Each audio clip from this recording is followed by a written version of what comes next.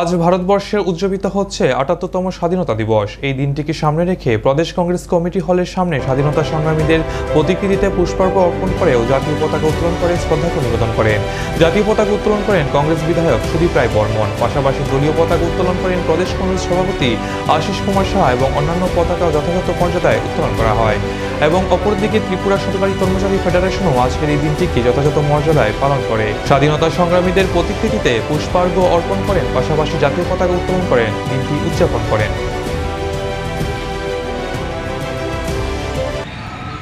স্বাধীনতার সত্যিকারের অর্থে তার মহত্ব সেদিনই প্রাপ্তি হবে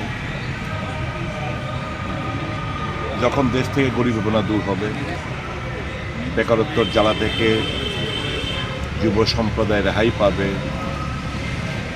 সমস্ত ধর্ম বর্ণ জাত পাতের ঊর্ধ্বে উঠে মানুষ একাকার হয়ে দেশকে আরও উন্নত দিকে নিয়ে যাবে, তখনই সঠিক অর্থে স্বাধীনতার যে স্বাদ সেটা আমরা সবাই পেতে পারব। যাই হোক, আজকের একটা ঐতিহাসিক দিন, দেশ স্বাধীন হয়েছিল।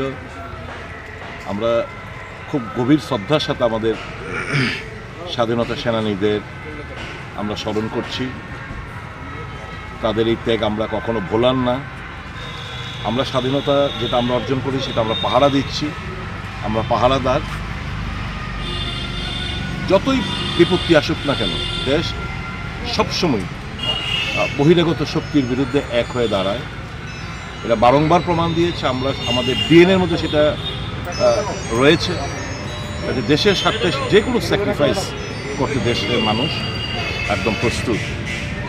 আরও খুশি হয়েছি আমরা যে একটা সময় যারা তিরঙ্গাকে নিয়ে অবমাননা করত, আজকে তারাই তিরঙ্গার মাহাত্ম্যটা বুঝতে পেরে হার ঘর তিরঙ্গা নাড়া দিচ্ছে।